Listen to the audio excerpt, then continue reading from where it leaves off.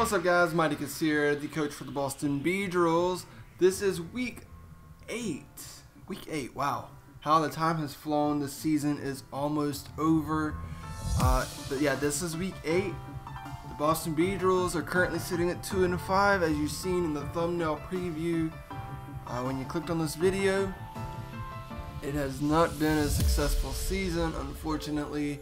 It always kind of seems to turn out that way for us, but we keep fighting hard every week in and out, and hopefully one day that grit that we put into every single week and the punishment that we are handed week in and week out, hopefully eventually it will all turn around and we'll get some success out of it. But this week, week 8, we're against the Joliet Lycanrocs, coached by Serene Grace.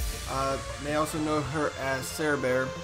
She actually came in for Fauski, who we had to part ways with in the last week and a half or so, just for some reasons that I'm not going to go into here on this video. But she is here. She's ready to go.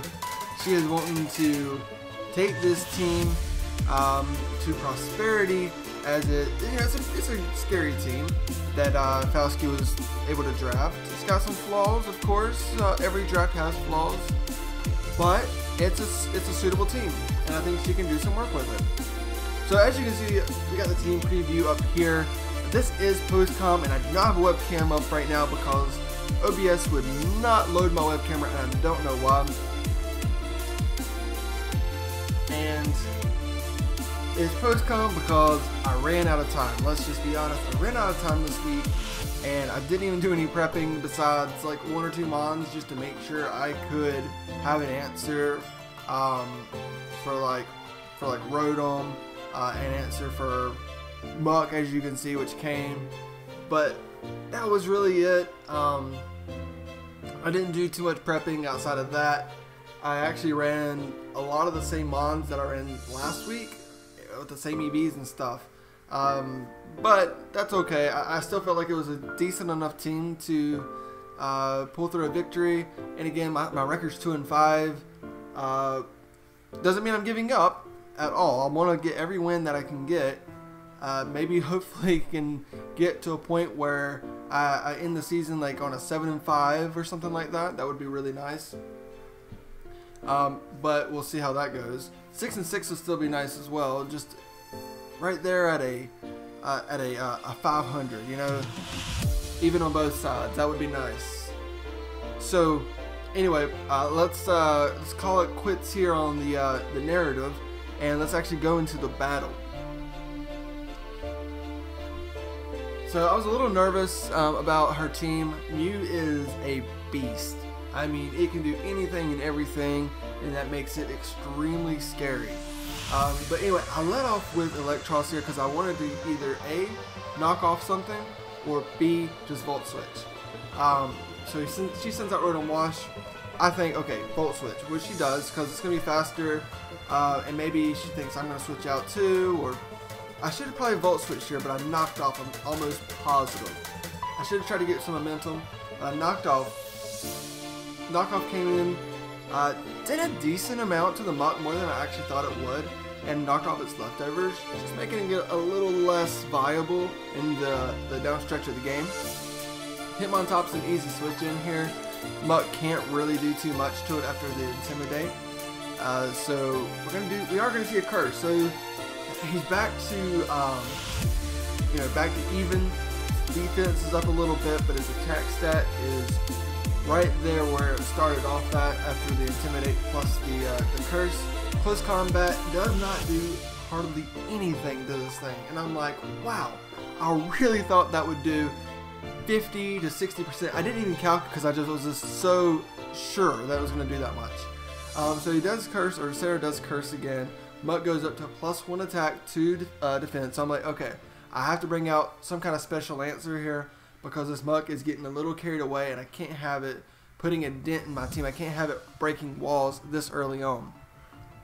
Knockoff does a tremendous amount to Manaphy, and I'm thinking hopefully Surf can take it to a a level of which I can knock it out with something fast. Still, the Surf did not do anything, and Muck gets a kill on Manaphy very early on, which is sad because I really wanted Manaphy to do some work. Manaphy has not done anything for me all season. Luckily, Garchomp, I do have Garchomp to come in, who I have Scarfed. It's going to be faster than anything on his team, and goes in with the Earthquake. I was crossing my fingers, I was praying. The Earthquake was enough to take him out at +2. So, now we have the Bat Out of Hell, which I was like, well, he can do some damage, but I don't think he's going to Brave Bird here. And so I sent out Hitmontop to get an Intimidate because I did not think a Brave Bird was coming. Excuse me. My gosh, choked on something. So he U-turns out and brings out the Whimsicott. Definitely scares the Hitmontop out here. And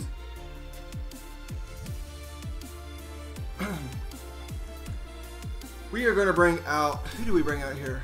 Slytherin, okay, that makes sense. Gets up in Light Screen, so, you know, the Volt Switch here, I think is what I do. It's going to do a little less than I would have liked it to do. Still wasn't going to do much, really, anyway. The Moon Blast isn't going to do much either. What, 20%? It is a little bit more because it's a crit, but our special attack does get decreased. U-turn out. There we go. So U-turn out of Volt Switch. That's right. We did run the U-turn instead of the Volt Switch. So we do get a little bit of damage off there, especially since it being physical. So it allows us a free switch in. It allows me to throw off a Toxic here. Unfortunately, I did think that the Whimsicott was going to go come out. I thought maybe the Crobat would come in, expecting a Sludge Bomb. That's not the case. We do get a Toxic off on the Whimsicott, though. It's not too bad. And Moonblast does absolutely nothing to our Salazzle Nightmare here. And as you can see, the Whimsicott will get worn down just a little bit. Does Encourse into the Toxic. A little unfortunate. Definitely should have saw that coming. Should have definitely made the switch into something else there, but did not happen. Does get worn down just a little bit more with Toxic though, which is very, very nice. So now Salazzle's stuck in Encore, so we bring him back and we send out Butterbean. Butterbean is going to wall this thing completely. Now, unfortunately, Crobat comes back out, threatens me just a little bit, but after a curse, I could have taken a hit, but we go ahead and switch back out. Going to Garchomp. This thing can't really do too much. Brave Bird is going to hurt a little bit. Or actually, I think it actually hurts quite a bit, doesn't it? It does like maybe 60%. Because I forgot we're completely defensive. Actually, it does about 70%. Maybe even a little bit more. I forgot we're not defensive at all. We're completely offensive Scarf Chomp. So she returns the Crobat there.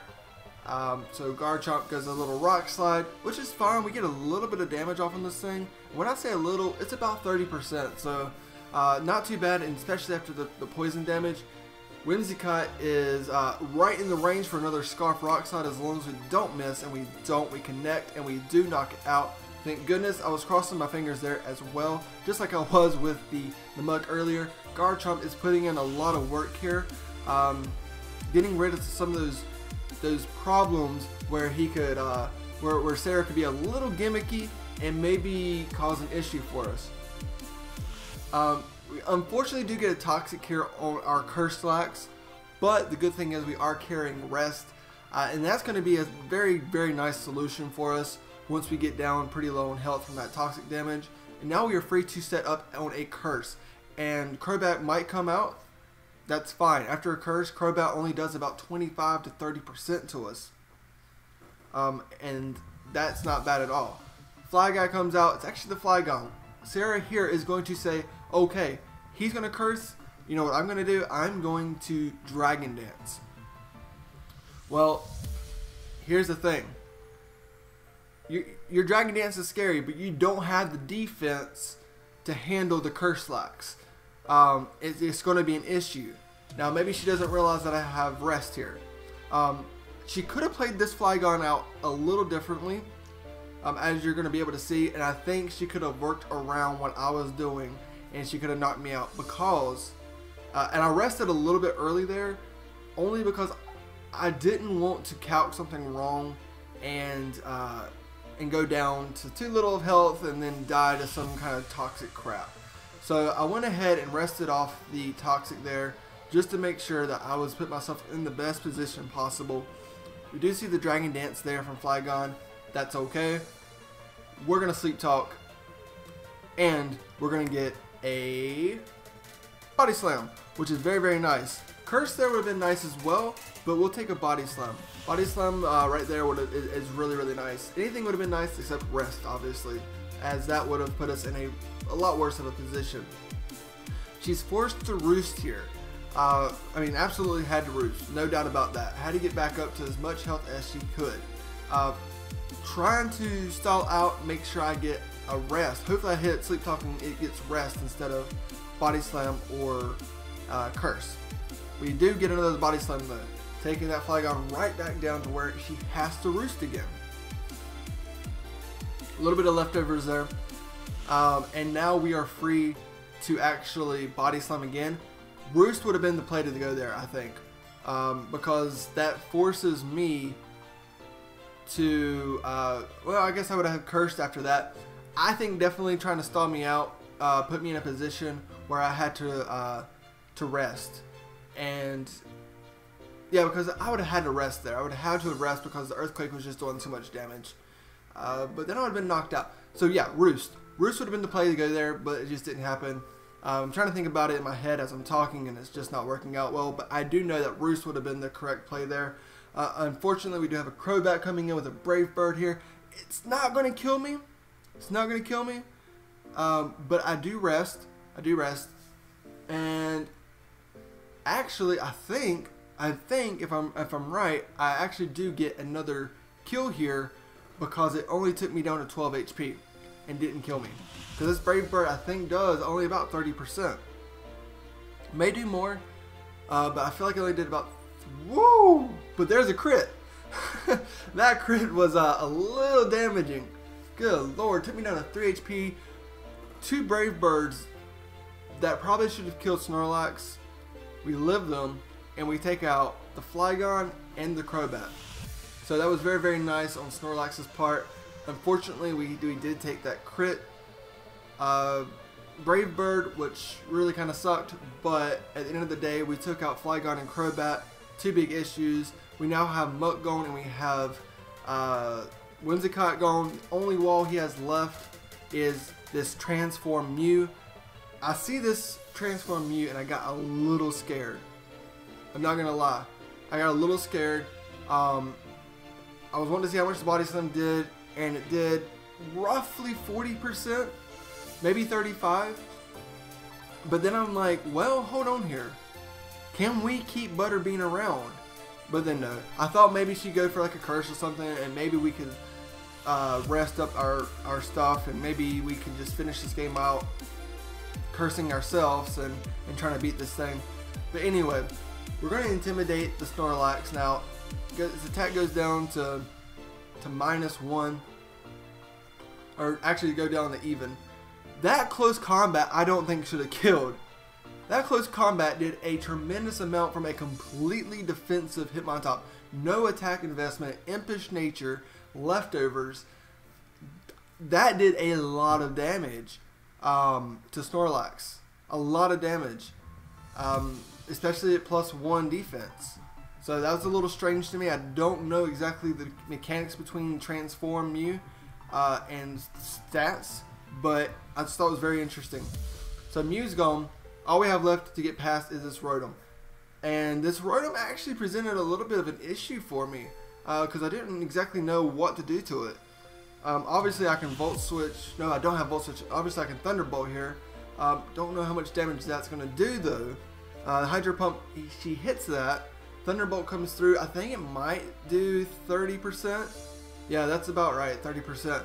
And unfortunately, if she hits a Hydro Pump here, it's going to knock us out. Fingers crossed here for a miss. We do not get the miss because I really, really wanted to do another 30% of this thing just to put my other mons in a better position to knock it out. So I'm thinking, okay, I know I can beat this thing. I'm going to do as much damage as I can because at this point, I don't really care about differential. I need the win.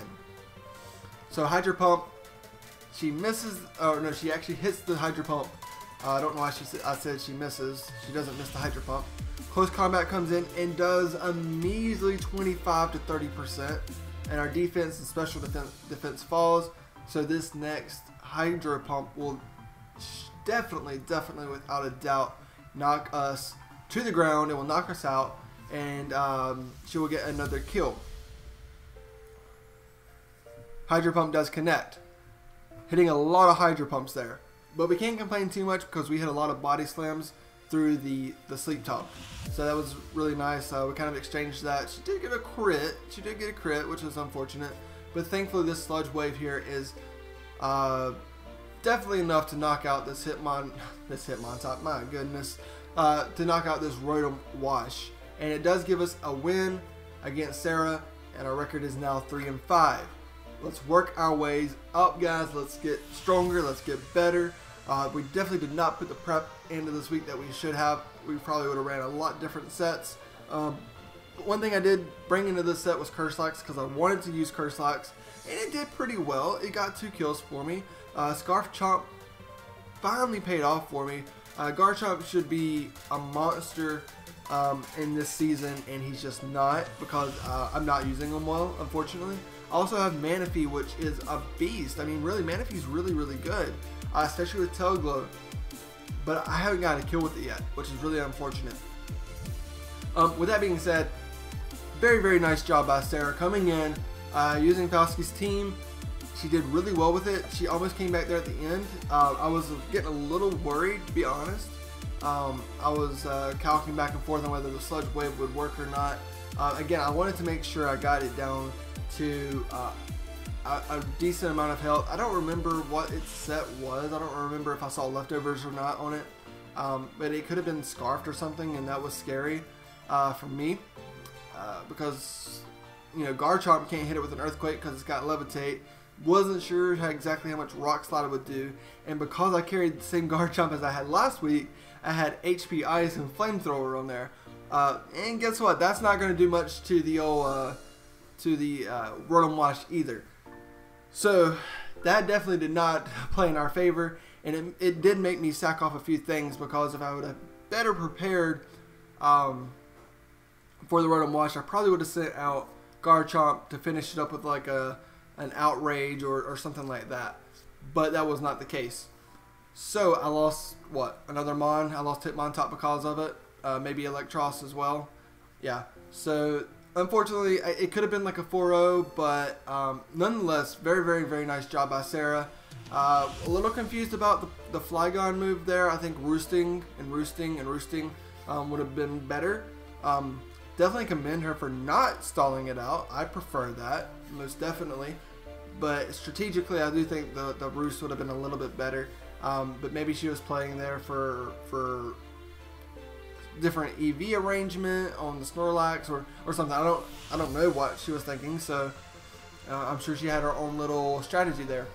But again, I want to really thank Sarah for coming in to the APA Wi-Fi season and taking over a team that she did not draft and being a good sport about how everything kind of went down and played out. So thank you, Sarah. Really appreciate it. Guys, I will see you next week. Hopefully with a live calm battle, because those are the ones I like doing. I like live calming. It's very fun for me. And honestly, for me, in a battle, I feel like it makes me process my thoughts better. But you know, I don't know if that's actually true or not. It might just make me nervous and make me lose all my battles. I don't know. I'll have to go back and like kind of look at the statistics between the wins and the losses, and if they were post-com or live-com. But that's enough chatter for today. It's been 20 minutes, and I'm going to get out of here and get some rest. I'll see you guys next week when I battle somebody. I'm not sure who I'll battle this coming week, but we'll definitely see you sometime soon. And until then, guys, peace.